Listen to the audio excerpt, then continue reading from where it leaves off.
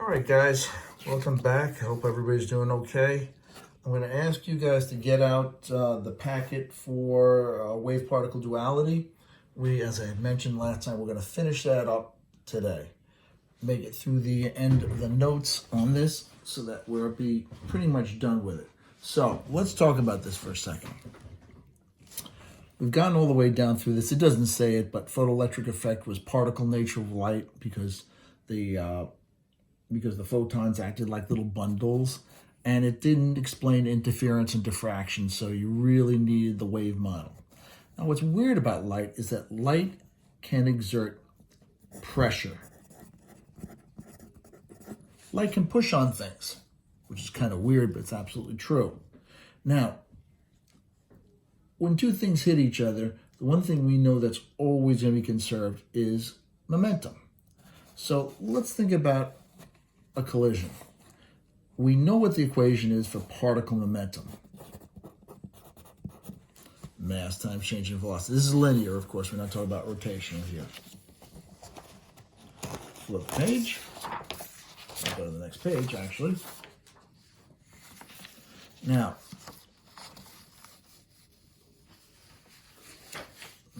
it's 14, it's 15.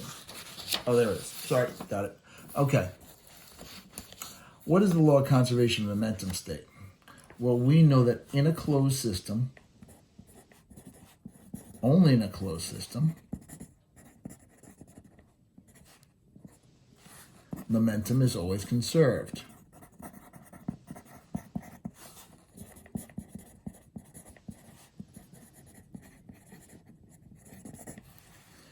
The momentum we have before whatever that interaction is going to be equal to whatever momentum we have after that interaction.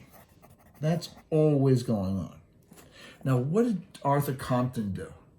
Arthur Compton proved that light has momentum, or that photons have momentum.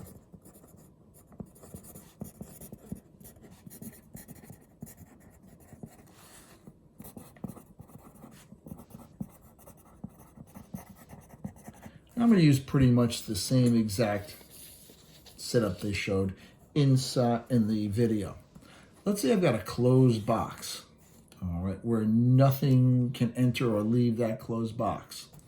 And let's say that I've got a generator of X-rays, and X-rays are, of course, photons. So we're going to kick out an X-ray out of here, and let's say that it hits an atom. Here's my photon, a little bundle of energy. Here's my atom. Okay, hits that atom, and the atom kicks off an electron. Off down in that direction, down goes the electron. Now it also kicks off in another direction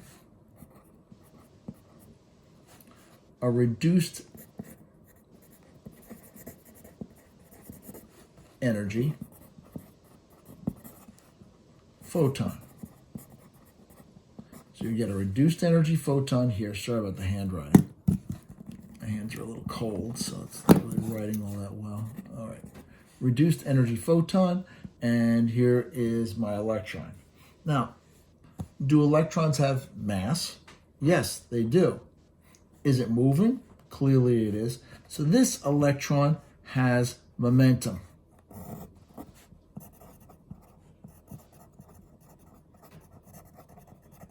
And of course, that's P equals mv, okay? Which means if that has momentum, and momentum is always conserved, these two guys here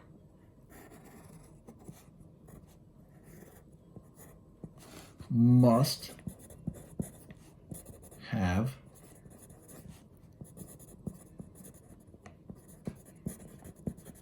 momentum. They have to have momentum. Let me just put some paper underneath here. That's the problem. I'm writing right in the box. Okay? So, they gave a nice example of a celestial occurrence where you can see momentum going on. And it actually is a comet. let's say here's my star. There's my star. And we know a comet has a very, very eccentric elliptical orbit. It's way the heck off like that. Comet, of course, is just a dirty snowball. So when it gets near the star, it starts to sublime, starts to go from solid to gas. Now, let's say the comet is going around the star like that. Well, one thing that I noticed was strange was that the tail of that comet always, even though it's going around like this, always pointed away from that star. And what was the reason for that? The reason is because the light coming off, the photons coming off from that star, act to push the particles coming off the comet away from the star. It's called the solar wind. Now, one thing I forgot to mention that I want to go back to up here is anytime you've got a photon and a particle collision, both energy and momentum are going to be conserved all the time. It's an elastic collision. So this guy has both momentum and energy. That's going to have momentum and energy. That's going to have momentum and energy. And it's always going to be conserved. Both momentum and energy. Anyway, let's come over here. What's the equation for photon momentum? It's actually pretty simple. The momentum is equal to Planck's constant divided by the wavelength. And this, you've got no choice. It's got to be 6.63 times 10 to the negative 34th joules seconds. It's got to be in joules seconds, okay? You can't use the electron volt ones because you're going to be dealing with meters here on your wavelength. So you've got no choice in that. All right, let's move forward. Now we've got that done, what's the wavelength? What is the momentum for long wavelength green light? Go back for 1 second. You rarely ever see it like this, but I'm going to give it to you. We know that C equals F lambda, or we know that if I want to play around with this, 1 over lambda is going to be equal to F over C. So I can put this in here, and that's going to be P equals HF over C.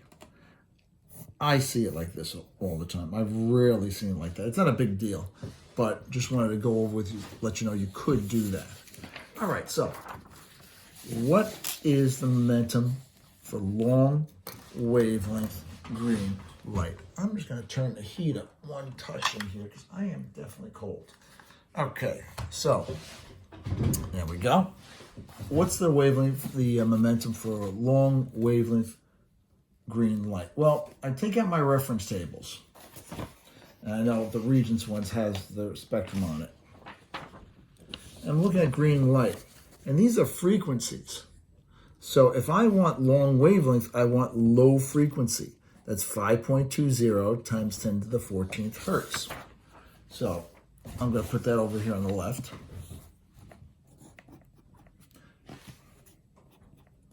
.20 times 10 to the 14th hertz. There's my frequency. I want to get it into wavelength. Just makes me feel a little bit better. C equals F lambda. Rearrange that. We happen to know that lambda is equal to C over F. My wavelength is going to be 3 times 10 to the 8th meters per second. All that's going to be divided by, it's going to be multiplied by that wavelength, which is going to be 5.2 times 10 to the 14th hertz. And that's going to give me a wavelength of 5.77 times 10 to the negative 7th meters. Light's always in the 10 to the negative 7th meter range. So now let's find a momentum. P equals h over lambda, 6.63 times 10 to the negative 34th joule seconds, divided by my wavelength. And my wavelength, of course, was that 5.77 times 10 to the negative 7th meters. And that is going to give me a momentum of 1.15 times 10 to the negative 27th joules times seconds divided by meters, or kilogram meters per second, mass times velocity. And we'll get to why that works in a second. Now let's do the same thing for long wavelength blue light. Take a look at my reference tables. Long wavelength blue is going to wind up to be a lower frequency, so I'm going to be using the 6.10 times 10 to the 14th hertz. All right. My frequency, line here divided up. My frequency is 6.10 times 10 to the 14th hertz.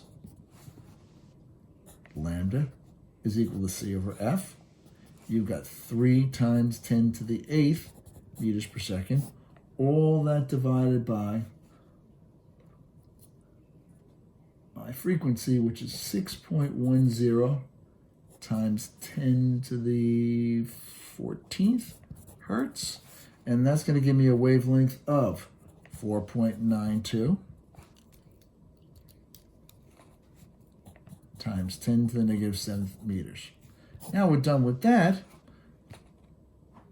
What's the momentum? P equals h over lambda. 6.63 times 10 to the negative 34th joule seconds, all that divided by the 4.92 times 10 to the negative 7th meters, and that's going to give me a momentum of 1.35 times 10 to the negative 27th kilogram meters per second. Now, why does that work out? I'm going to put it over here on the left-hand side. Why does that work out? Why does joules times second over meters equals kilogram meter per second? It's not that hard. Joules times seconds divided by meters. Now let's take that joule and turn into a kilogram meter squared per second squared times seconds divided by meters. Well, that crosses the squared out, and that crosses that squared out, and I'm left with kilogram meters per second. So anyway, as wavelength increases, photon momentum is going to, of course, decrease. Okay, because it's divided by the wavelength. Does photon momentum illustrate particle or wave behavior? Absolutely. It's particle behavior. Okay. Jeffrey Taylor really proved that you still needed the wave model. What he had done was, and it was all in the film, so you can look at it. But what he did was he did a double slit experiment where he had a bulb, and he set that bulb at such a low power rating that you only got one photon at a time coming out of that bulb on average. But what he got was he still got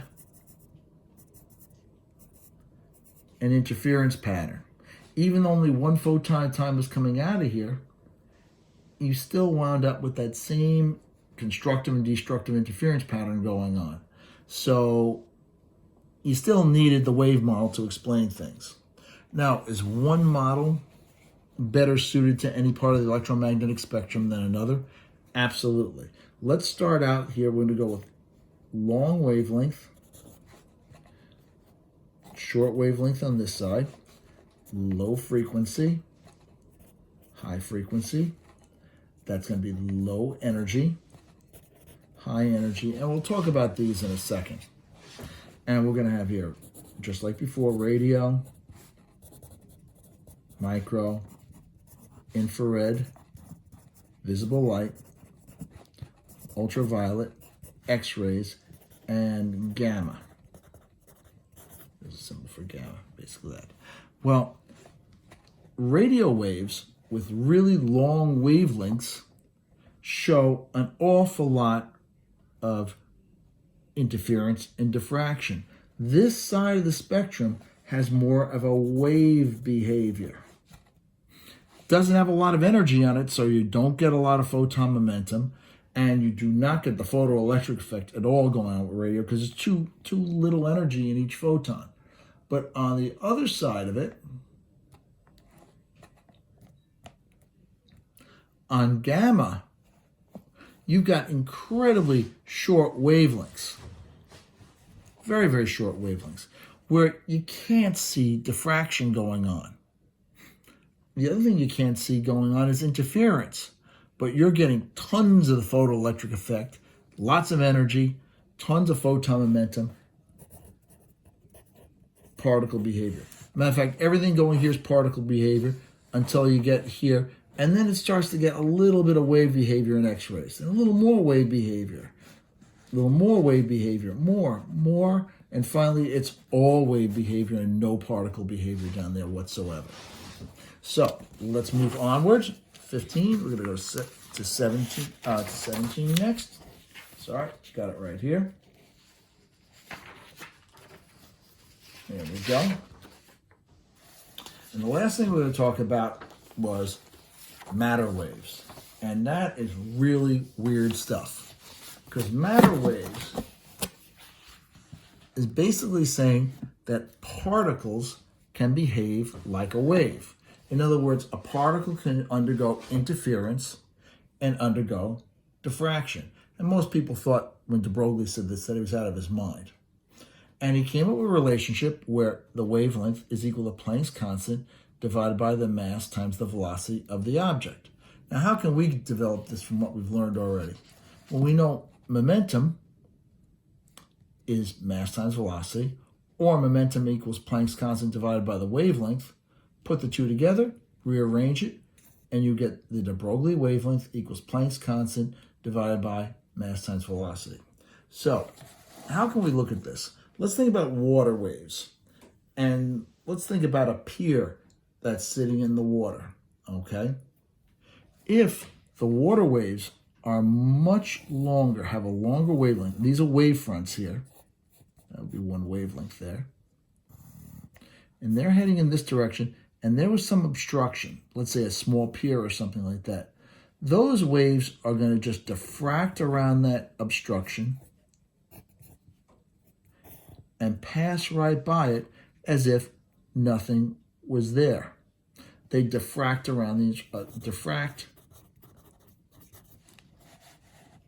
around the obstruction.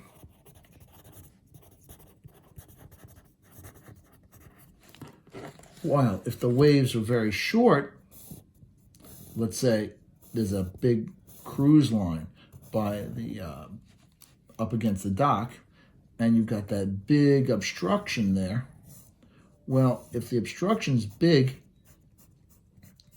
compared to the wavelength, the waves get stopped. You get a shadow behind it. This is wave behavior here. Something diffracting around something and continue onwards. Something hitting something and getting stopped, that's particle behavior.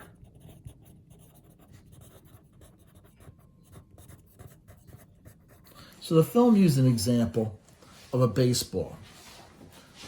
It's got a mass of 0.15 kilograms and a speed of 40 meters per second. And we calculated out wavelength equals h divided by mv, Planck's constant. There's the mass, there's the velocity. 1.1 times 10 to the negative 34th meters is what the wavelength would be for that. Well, if I was to take a look at a table that's got wavelengths on it, gamma starts, and it overlaps with X-rays, but around 10 to the negative 10th meters, and just goes on from there deeper and deeper and deeper into smaller and smaller wavelengths. That is solid, solid, solid in the gamma range.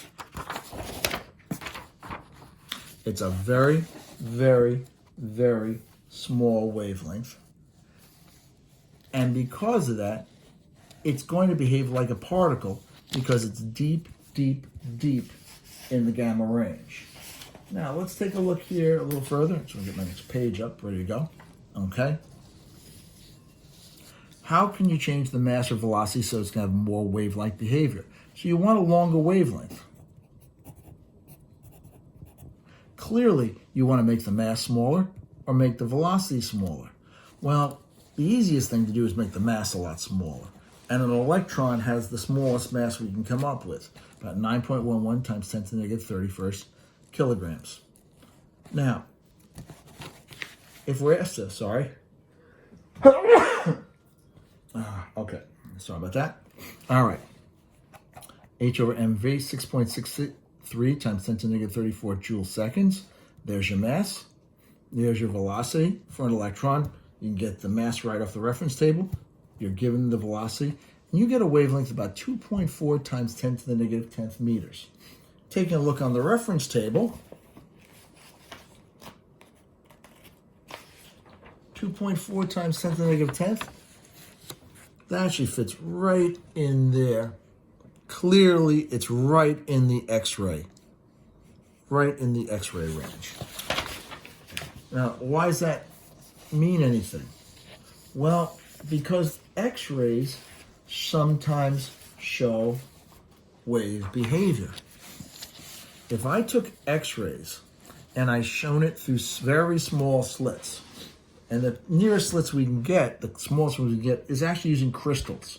And a crystal of salt makes a nice pattern where you get these nice even slits in two directions. Those X-rays will go through. You're going to get coming out of there a diffraction pattern. Let's say I had some sort of screen over here.